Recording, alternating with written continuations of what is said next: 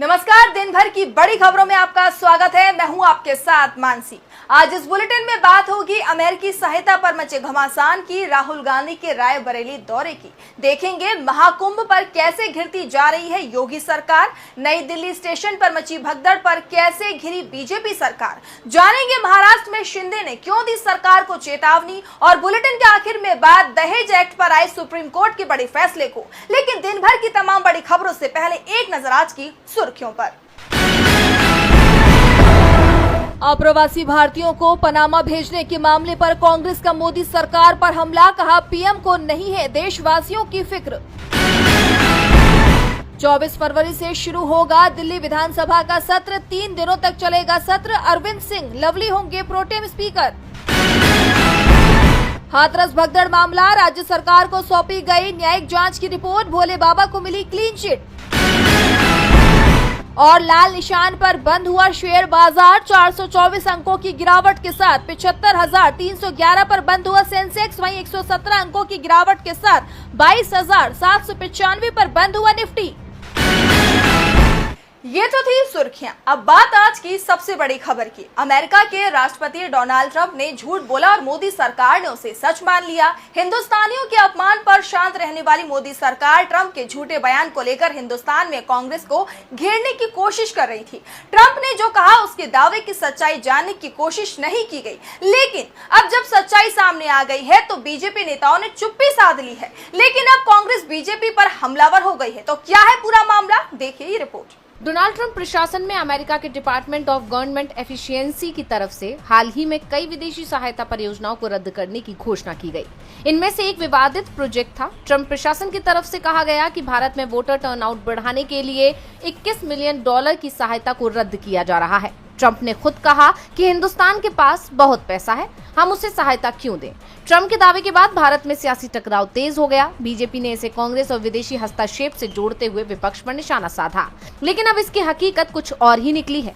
The Indian express ने इसे लेकर एक रिपोर्ट जारी की है, जिसमें बताया गया है कि अमेरिका की ये फंडिंग हिंदुस्तान के लिए नहीं बल्कि बांग्लादेश के लिए थी। ये सहायता 2022 में बांग्लादेश के लिए थी। $21 मिलियन USAID यानी अमर वोटर अमर मेरा वोट मेरा प्रोजेक्ट के लिए दी गई थी, जिसके बाद में नागरिक प्रोग्राम में बदल दिया गया। ये मदद विशेष रूप से जनवरी 2024 में हुए आम चुनावों से पहले दी गई थी। दावा किया गया था कि अमेरिका चाहता था कि बांग्लादेश में शेख हसीना की सरकार सत्ता से बाहर हो जाए, यानी जो मदद बांग्लादेश को दी गई ट्रंप ने उसे हिंदुस्तान से जोड़ दिया। अब जब सच्चाई सामने आ गई है तो कांग्रेस ने बीजेपी पर बड़ा हमला बोल दिया है। कांग्रेस प्रवक्ता पवन खेड़ा ने क्या कहा, सुनिए।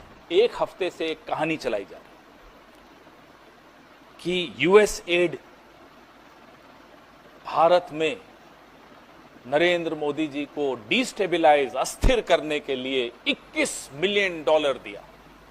पवन खेड़ा ने कई सवाल पूछे। पवन खेड़ा ने कहा कि ऐसे में क्या 2014 में बीजेपी इसी पैसे से जीती थी।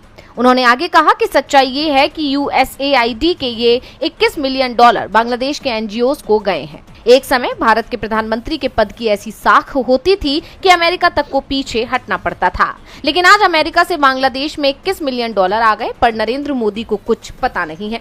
अब देखना होगा कि बीजेपी कांग्रेस के आरोपों पर क्या प्रतिक्रिया देती है। ट्रंप के बयान से अब बीजेपी ही फंस गई है। मोदी सरकार से कांग्रेस सवाल कर रही है तो कांग्रेस सांसद राहुल गांधी ने भी पीएम मोदी को घेर लिया है। राहुल गांधी ने कहा कि केंद्र की सरकार 2-3 लोगों के फायदे की नीतियां बना रही है। राहुल अपने संसदीय क्षेत्र रायबरेली के दौरे पर थे, तो क्या कहा राहुल ने, देखिए ये रिपोर्ट। नेता प्रतिपक्ष और कांग्रेस सांसद राहुल गांधी 2 दिवसीय दौरे पर अपने संसदीय क्षेत्र पहुंचे हैं। 2 दिन के अपने दौरे में राहुल ने कई कार्यक्रमों में शिरकत की। उसी कड़ी में एक कार्यक्रम में राहुल ने प्रधानमंत्री नरेंद्र मोदी पर निशाना साधा है, साथ ही पीएम पर आरोप भी लगाए। राहुल ने कहा कि सरकार देश के 2-3 बड़े अरबपतियों को ही फायदा पहुंचा रही है, जिससे देश में बेरोजगारी बढ़ी है। प्रधानमंत्री के अमेरिका दौरे का जिक्र करते हुए उन्होंने कहा कि प्रधानमंत्री नरेंद्र मोदी अमेरिका जाते हैं, जहां वे डोनाल्ड ट्रंप से मिलते हैं। अमेरिका में पत्रकारों ने प्रधानमंत्री से अडानी के बारे में प्रश्न किया, लेकिन प्रधानमंत्री ने उसे व्यक्तिगत मामला बताकर टाल दिया। उन्होंने अडानी के मामले में अमेरिका के राष्ट्रपति से बातचीत नहीं की। उन्होंने कहा कि अमेरिका में अडानी के खिलाफ केस चल रहा है, लेकिन देश के प्रधानमंत्री इस मामले को व्यक्तिगत बता रहे हैं। इसके अलावा राहुल गांधी ने अलग अलग संगठनों के लोगों से मुलाकात की। कोई अनुसूचित जाति से संबंधित था, तो कोई पिछड़ा वर्ग से, तो कोई शिक्षा से संबंधित आए थे। अल्पसंख्यक लोग भी अपनी समस्याओं को लेकर पहुंचे थे। स्कूल के बच्चे भी राहुल गांधी से मिलने पहुंचे और उन्होंने अपनी बात रखी। राहुल गांधी ने स्कूली बच्चों से बातचीत की। राहुल गांधी ने कहा कि हम हर समय तैयार हैं, कोई भी बड़ा मामला है तो उसको संसद में भी उठाने की कोशिश की जाएगी। इसके बाद डलमऊ क्षेत्र के वीरा गोविंदपुर गाँव पहुँचे, जहाँ पर लोगों ने उनका स्वागत किया। गोविंदपुर गाँव में लगी अमर शहीद वीर पासी की प्रतिमा पर राहुल गांधी ने माल्यार्पण कर लोकार्पण किया। वहीं बगल में बनी बाबा साहेब भीमराव अंबेडकर की प्रतिमा पर भी माला पहनाई। समिति के राष्ट्रीय अध्यक्ष धीरज पासी ने राहुल गांधी को एक मांग पत्र सौंपा। इस पर राहुल गांधी ने उनसे पूछा कि मूर्ति को बनाने में कितना खर्च आया, अंबेडकर जी की मूर्ति छोटी क्यों है। इस पर समिति के लोगों ने कहा कि बजट के हिसाब से बना दिया, बाकी आप मदद करें। राहुल गांधी का काफिला इसके बाद लालगंज के मॉडर्न रेल कोच फैक्ट्री में पहुंचा, जहां उन्होंने रेल फैक्ट्री के अधिकारियों के साथ मुलाकात की। राहुल का ये दौरा बता रहा है कि वो अभी से 2027 यूपी विधानसभा की तैयारियों में लगे हुए हैं। राहुल गांधी के रायबरेली दौरे ने बीजेपी सरकार की टेंशन बढ़ा दी है, तो टेंशन इस वक्त सीएम योगी की प्रयागराज में चल रहे महाकुंभ ने भी बढ़ा रखी है।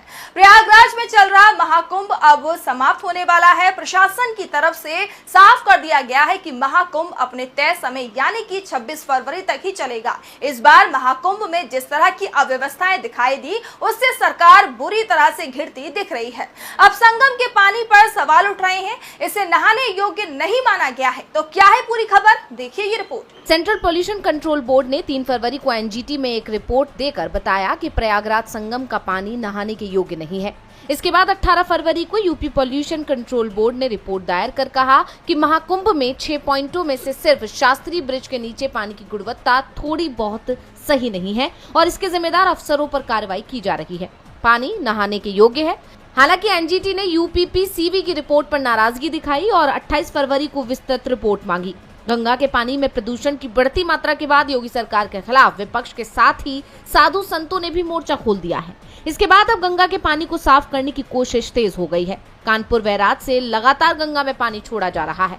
महाकुंभ प्रशासन का कहना है कि गंगा में पानी कम हो गया है। कई स्थानों पर यह शिकायत आ रही थी कि पानी घुटनों के नीचे पहुंच गया है, जिस कारण भक्त डुबकी नहीं लगा पा रहे हैं।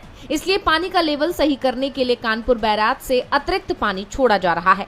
18 फरवरी को 12,990 क्यूसेक और फिर 19 फरवरी को 13,500 क्यूसेक पानी गंगा में छोड़ा गया। 20 और 21 फरवरी को भी पानी छोड़ा गया है। इसके बाद संगम के जलस्तर में सुधार होने के साथ ही पानी की गुणवत्ता में भी सुधार दिखाई दे रहा है। इस बीच वीकेंड पर एक बार फिर से संगम पहुंचने वालों की संख्या में बढ़ने की संभावना बन रही है। इसके लिए महाकुंभ प्रशासन ने तैयारी तेज कर दी है। प्रयागराज में वाहनों की एंट्री बंद कर दी गई है और लोगों को 10 किलोमीटर तक पैदल चलना पड़ रहा है। बीजेपी सरकार अब बैकफुट पर है और संगम के पानी में प्रदूषण कम करने में जुट गई है। तो हाल ही में नई दिल्ली रेलवे स्टेशन पर मची भगदड़ में कई लोगों की जान जाने के मामले में भी सरकार घिरती दिख रही है। इसे लेकर कांग्रेस ने एक्स पर एक बड़ा खुलासा किया है। कांग्रेस का आरोप है कि रेल मंत्रालय ने भगदड़ से जुड़े सारे वीडियोस डिलीट करने का आदेश जारी किया है। इसे लेकर कांग्रेस ने रेल मंत्री का इस्तीफा भी मांग लिया है। तो क्या है पूरी खबर, जानने के लिए देखिए ये रिपोर्ट। कांग्रेस ने नई दिल्ली रेलवे स्टेशन पर मची भगदड़ को लेकर बड़ा खुलासा किया है। कांग्रेस का दावा है कि भगदड़ से जुड़ी वीडियोस को हटाने के लिए रेल मंत्रालय ने आदेश जारी किया है और साथ ही वीडियोस को हटाने के लिए 36 घंटों की डेडलाइन भी जारी कर दी है। इसे लेकर कांग्रेस ने पलटवार किया है। कांग्रेस ने एक्स पर लिखा कि रेल मंत्री अपनी गलतियों पर पर्दा डालने और नाकामी छिपाने के लिए तानाशाही पर उतर आए हैं। रेल मंत्रालय ने सोशल मीडिया प्लेटफॉर्म एक्स को आदेश दिया है कि नई दिल्ली रेलवे स्टेशन पर हुई भगदड़ के सारे वीडियोस 36 घंटे में हटा दिए जाएं। ये साफ तौर से अपनी जिम्मेदारी से भागना है, अपनी नाकामी छिपाना है। कहां रेल मंत्री को इस दुखद घटना की जिम्मेदारी लेते हुए इस्तीफा देना चाहिए था, उल्टा वो वीडियो डिलीट कराने में लगे हुए हैं। ये बेहद शर्मनाक है। रेल मंत्री ने रेलवे का बेड़ा गर्क कर दिया है। वो यात्रियों को सुरक्षित सफर और सुविधाएं देने में बुरी तरह से फेल रहे हैं। रेल मंत्री को तत्काल इस्तीफा देना चाहिए। यानी देखा जाए तो दिल्ली स्टेशन पर मची भगदड़ के मामले पर कांग्रेस ने मोदी सरकार को बुरी तरह से घेर लिया है। अब मोदी सरकार इस पर क्या प्रतिक्रिया देती है, ये देखना होगा। भगदड़ की वीडियो और तस्वीर हटाने के आदेश ने उल्टा मोदी सरकार पर ही सवाल खड़े कर दिए हैं। तो सवाल इस समय महाराष्ट्र में सरकार बनाने के बाद महायुति में मची तकरार को लेकर भी उठ रहे हैं। शिंदे सीएम देवेंद्र फडणवीस के कार्यक्रम से दूरी बनाते जा रहे हैं और इस बीच उन्होंने एक बड़ा बयान दिया है जिसे बीजेपी के लिए बड़ी चेतावनी माना जा रहा है। देखिए ये रिपोर्ट। महाराष्ट्र में सीएम देवेंद्र फडणवीस और एकनाथ शिंदे में खटपट चल रही है। शिंदे लगातार बीजेपी को तल्ख तेवर दिखा रही हैं और इस बीच डिप्टी सीएम ने बड़ा बयान दिया है। उन्होंने महाराष्ट्र सरकार को चेतावनी देते हुए कहा कि कोई भी उन्हें हल्के में ना ले। शिंदे ने आगे कहा, क्या कहा पहले आपने कि मुझे हल्के में नहीं ले, ये तो मैंने पहले ही कहा है। जिन्होंने मुझे हल्के में लिया है, मैं एक कार्यकर्ता हूँ, सामान्य कार्यकर्ता हूँ, लेकिन बाड़ा साहब और दिगे साहब का कार्यकर्ता हूँ, ये समझ के मुझे सबने लेना चाहिए। और इसलिए जब हल्के में लिया तो 2022 में टांगा पलटी कर दिया, सरकार को बदल दिया, आम लोगों के मन की सरकार को हमने लाया वहां पर। और डबल इंजन की जो लोग चाहते थे, डबल इंजन की सरकार चली। और देखो, मैंने उस वक्त कहा था विधानसभा के पहले मेरे भाषण में कि मैं और देवेंद्र जी 200 से ज्यादा सीटें लाऊंगा, तो 232 सीट आई है। और इसलिए मुझे हल्के में मत लेना, ये इशारा जिनको समझना है वो समझ ले। अब शिंदे के बयान ने सियासत को गरमा दिया है और सबसे बड़ा सवाल ये उठा है कि आखिर उनका इशारा किस तरफ था। महाराष्ट्र में सरकार गठन के बाद से महायुति में टकराव देखने को मिल रहा है। शिंदे और फडणवीस में काफी वक्त से तनाव देखा जा रहा है। शिंदे अब फडणवीस के कार्यक्रमों से दूरी बनाते जा रहे हैं, तो वहीं फडणवीस शिंदे की कई योजनाओं को रद्द करते हुए दिखाई दे रही हैं। ऐसे में कयास ये लगाए जा रहे हैं कि महाराष्ट्र की राजनीति में जल्द ही कुछ बड़ा होने वाला है। महायुति में टूट के संकेत मिलने लगे हैं। महाराष्ट्र में बीजेपी के लिए गठबंधन में फूट दिखाई दे रही है, जिसके चलते सरकार विपक्ष के निशाने पर है। तो वहीं दूरदर्शन के एक फैसले ने भी सरकार की मुश्किलें बढ़ा दी हैं। अलीगढ़ मुस्लिम यूनिवर्सिटी के संस्थापक सर सैयद अहमद खान पर बनी बायोपिक को दूरदर्शन ने दिखाने से मना कर दिया है। तो आखिर इस विवाद की क्या है असली वजह, जानने के लिए देखिए ये रिपोर्ट। सर सैयद अहमद खान ने अलीगढ़ मुस्लिम विश्वविद्यालय की स्थापना की थी, लेकिन अब एक बार फिर सर सैयद का नाम चर्चाओं में है और चर्चा की वजह है उन पर बनी एक बायोपिक। इस बायोपिक को इंटरनेशनल ओटीटी प्लेटफॉर्म्स पर तो रिलीज किया गया है, लेकिन डीडी नेशनल ने इसे प्रसार भारती के प्लेटफॉर्म पर स्ट्रीम करने से इनकार कर दिया है। बायोपिक का नाम सर सैयद अहमद खान द मसीहा है। दूरदर्शन के इस फैसले पर निराशा जाहिर करते हुए फिल्म के निर्माता का कहना है कि ऐसा लगता है जैसे डीडी ने अपने राजनीतिक आकाओं को खुश करने के लिए मेरे प्रपोजल को कैंसिल कर दिया है। मिली जानकारी के मुताबिक मुंबई के production house dark house productions को लिखे अपने पत्र में प्रसार भारती के कार्यक्रम कार्यकारी ने इस बात की जानकारी दी है। उन्होंने पत्र में लिखा है कि मुझे आपको ये सूचित करने का निर्देश दिया गया है कि सर सैयद अहमद खान पर आधारित कार्यक्रम की पेशकश करने वाला आपका प्रस्ताव स्वीकार नहीं किया गया है। प्रसार भारती ओटीटी आने वाले प्लेटफॉर्म पर रेवेन्यू शेयरिंग मोड के तहत प्रसारण स्ट्रीम के लिए योग्य नहीं हो सका। दूरदर्शन के इस जवाब के बाद निर्माता शोएब चौधरी नाराज बताए जा रहे हैं। उनका कहना है कि मैंने डीडी के लिए जो धारावाहिक बनाया था वो डीडी के इतिहास में सबसे लंबे समय तक चला। ये चौंकाने वाला है कि एक प्रमुख सुधारवादी और शिक्षाविद सर सैयद पर मेरी बायोपिक राष्ट्रीय सार्वजनिक प्रसारण के ओटीटी प्लेटफॉर्म पर स्ट्रीमिंग के लिए क्वालिफाई करने में फेल रही।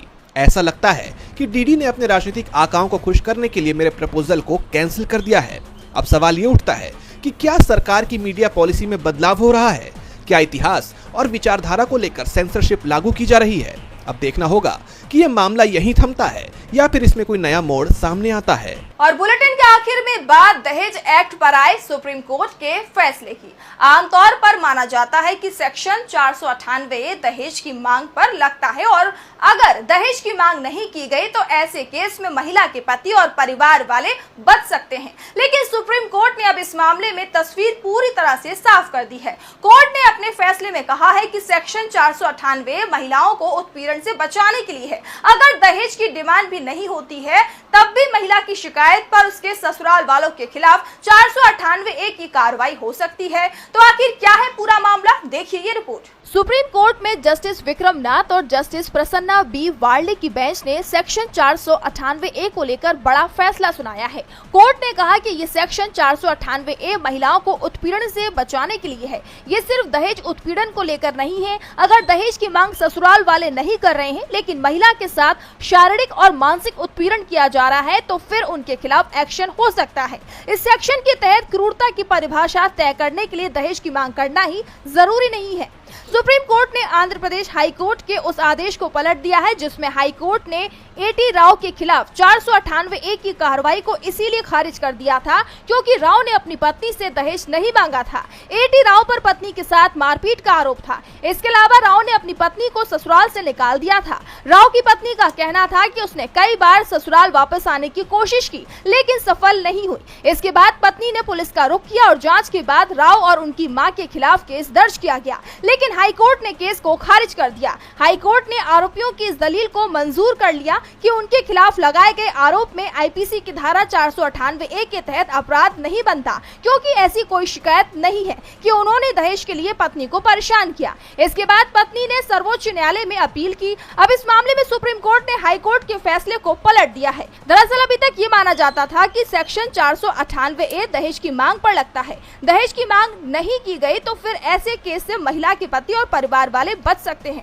लेकिन सुप्रीम कोर्ट ने साफ कर दिया कि अगर महिला का उत्पीड़न होता है तो 498A के तहत कार्रवाई की जा सकती है। तो आज इस बुलेटिन में इतना ही। आप देखते रहिए DB लाइव। नमस्कार।